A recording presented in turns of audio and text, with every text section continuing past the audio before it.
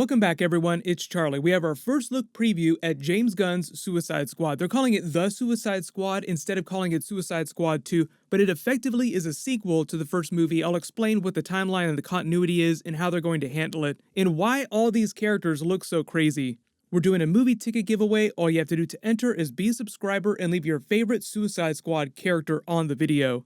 So just to clarify what's going on with this movie, this is set after the events of the first Suicide Squad movie, and instead of doing a full-blown reboot of the first Suicide Squad movie, they're keeping The Suicide Squad as the title and just writing into the story why it is there's so many different versions of the Suicide Squad in a way that's funny but also explains the concept of the team. Amanda Waller taking criminals that nobody cares about, using them for the worst of the worst jobs that none of the heroes want to do because they might die, and the Suicide Squad members are all expendable. So once I explain some of these ridiculous characters that they have and why they seem so silly, it'll make more sense. Because part of the idea is that you kill off members of the Suicide Squad just to show how expendable they are at the beginning of each of the movies.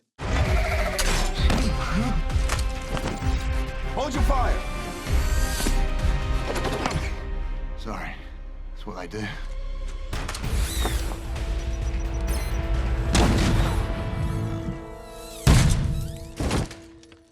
But several characters from the first film are coming back for the second film, just letting you know where it fits in the timeline and that they're not completely wiping the first Suicide Squad from history. I'll explain these characters, then I'll explain the story just a little bit. The setup is actually pretty hilarious, but in a good way. First, there's Mei Ling as female Mongol with an A, not Mongol. She's the daughter of Mongol in the comics. She's only been used a couple times. She showed up during Our Worlds at War. She kind of worked with the heroes, but she's mostly known as a villain. Nathan Fillion is playing a Booster Gold villain called Blackguard. He's a character from the future. I don't know if they're going to make him from the future in the movie, but he joins the criminal gang, the 1000. They give him this special suit of armor that gives him his abilities.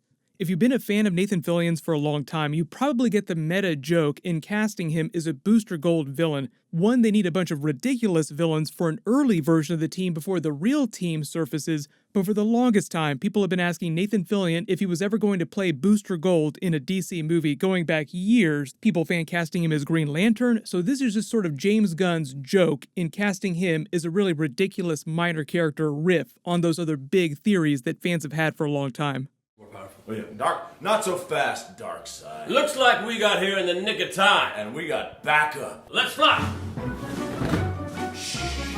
Hey, great. Hey, Flagg! Okay, fly back here. Okay. Fly. A lot of you saw Pete Davidson, you're like, why is Pete Davidson in the Suicide Squad? This seems crazy.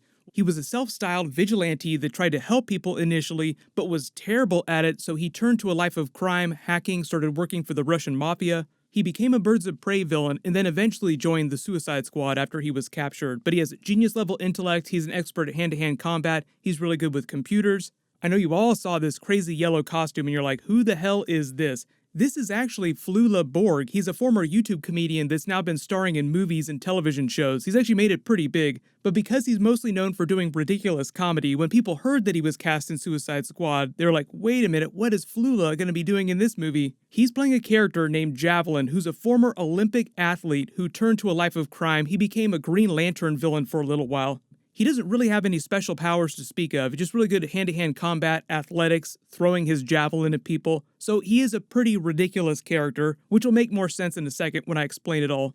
I know you're all wondering who Sean Gunn is going to be playing, because clearly it's going to be a motion capture character. He's actually playing a character, wait for it, called Weasel. During all the Marvel movies, he actually doubles as the stand-in for Rocket on screen when Bradley Cooper isn't around, because they need someone to actually be that character and run around on all fours when they're walking around together. In the comics, he's capable of transforming into a weasel, which is weasel-like claw animal-type powers. Nothing really crazy. He was part of the Black Lantern Corps for a little while because they killed him off and then brought him back during Blackest Night. The only real reason they recruited him into the Suicide Squad in the comics is just because he was so bloodthirsty and they felt like he would be a good asset during a mission. Then you all recognize Jai Courtney coming back as Captain Boomerang with a slightly more tuned-down version of his costume, not quite as dirty as the version we saw in the last Suicide Squad movie, just confirming that this is continuing after the events of the last film. Darling, I'm walking out of here free man, or we're gonna start having some real fun. Why don't we have some fun? The other characters that aren't pictured here but that they've confirmed are John Cena, who's playing a character called Peacemaker. I'll explain him in a second.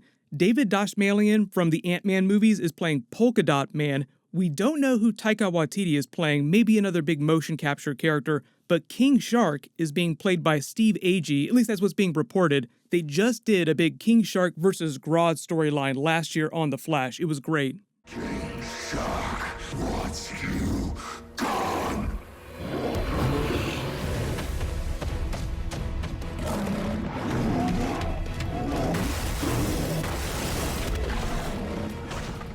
Daniela Melchior is playing a character called Ratcatcher. Peter Capaldi is still a mystery character. It would be awesome if he's playing Mr. Freeze, but it'll probably wind up being an obscure character just because that seems like what James Gunn is going for with this new film, picking the most ridiculous, most obscure characters possible with a few exceptions. Idris Elba, obviously not in this picture, but he's supposed to be playing Vigilante. He's the replacement for Will Smith's Deadshot character. Originally, the idea was they would just recast Deadshot because either Will Smith didn't want to come back or there was a scheduling conflict. Then because the producers didn't want to slap Will Smith in the face by recasting him, they just picked a different character for Idris Elba to play. If you haven't watched any of Arrow, they actually featured the Vigilante character on that TV show for a couple seasons. Joel Kinnaman is coming back from the first film as Rick Flagg. Margot Robbie is coming back as Harley Quinn, and I'll explain the timeline a little bit because she's also going to be in Birds of Prey early next year too. Then Amanda Waller from the last film is coming back. So that's already a lot of characters, but you can kind of tell what's going on. Most of you have probably figured it out. Why you have a bunch of actors here, most of whom are comedians, like Pete Davidson, Flula Borg. What are they doing on a Suicide Squad team? Early prediction is probably because this is just the early version of the team at the beginning of the movie that they kill off right away in a big action scene. Then Amanda Waller goes and puts a more competent version of the team together. But then I know you're asking, which characters are going to be on that second version of the team, and will any of these ones from the early ridiculous team survive? So early prediction for the second version of the team, because we don't see a lot of characters in here. Second version is Rick Flagg coming back, Idris Elba's Vigilante, because he seems like he'd be way more badass. Idris Elba just isn't known for playing incompetent characters, and a lot of these people seem like they're going to wind up being pretty incompetent in the beginning of the film. Maybe Taika Waititi's mystery character, Harley Quinn, obviously going to be on the second version of the team, she'll survive. Maybe Captain Boomerang survives, maybe they'll kill him off because he was pretty ridiculous in the first film, but maybe James Gunn will try to redeem him somehow through the script. Boomerang's a jewel thief, a sort of skeezy character and not really necessarily likable, and David really wanted me to find my inner shitbag. Pretty much. His words, not mine. John Cena's Peacemaker will probably be on that second version of the team just because John Cena typically plays really badass characters. Just because King Shark is such an awesome character, he'll probably be on that second version of the team. Peter Capaldi might not be a member of the Suicide Squad. He might just be playing another character that works for Amanda Waller. Then maybe the Ratcatcher character, just because they try to balance it in terms of number of women, number of men on the team. They haven't said who the villain's going to be, but this will take place after the events of the first Suicide Squad movie, after the events of Justice League, and after the events of the Birds of Prey movie. So a really easy way to explain why Margot Robbie's Harley Quinn isn't here for this early version of the team, because why wouldn't they just put her back on a version of the Suicide Squad, is because she's off in Gotham doing whatever she's doing during Birds of Prey, then probably gets thrown back in prison and given another opportunity by Amanda Waller. What they'll probably do in terms of referencing the events of the first film is that Amanda Waller will have a couple lines of dialogue poking fun at how terrible the original version of the team was and how they barely survived by the skin of their teeth, accomplishing their goal of getting rid of the Enchantress. What they'll probably do for characters like Will Smith's Deadshot who aren't coming back is they'll just say they're off with their daughter or they're off doing some other mission. But I think the story concept for introducing this early incompetent version of the team, then killing them off right away, is brilliant. There's a rumor right now that it's going to be rated R, so it would make sense if you're going to have a big gory action scene where you kill all your characters off in the first 15 minutes, that it would be a rated R film. For a little while, there were rumors that they were going to try and use Black Adam as one of the villains, but then that went away and the Black Adam movie turned into something different. So there is a bunch of big DC movie stuff happening right now. The Joker movie just blew up. I've already done a bunch of videos about that. And then on the TV shows, they have Crisis on Infinite Earths coming up, which is basically their big version of Avengers Infinity War and Avengers Endgame with all the TV characters.